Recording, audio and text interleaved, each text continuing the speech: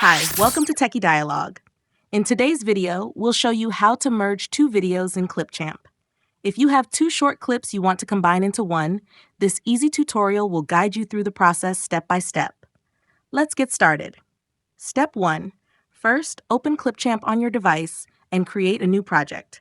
Click on the Import Media button and upload both videos you want to merge. This step brings your clips into the editor so you can start working on them. Step 2. Next, drag your first video onto the timeline at the bottom of the screen. Then, drag the second video and place it right after the first one without any gap. This arranges the videos in the order you want them to play. Step 3.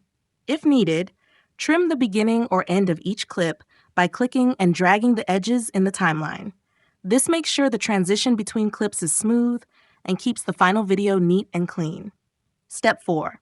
To add a nice touch, go to the Transitions tab, pick a transition effect you like, and drag it between the two clips. This helps the merge look seamless and keeps your audience engaged. Step 5. Finally, once you're happy with your edits, click the Export button at the top right corner. Choose your desired resolution like 1080p, then save the final merged video to your device. Thank you for watching. Don't forget to subscribe to our channel for more awesome tutorials.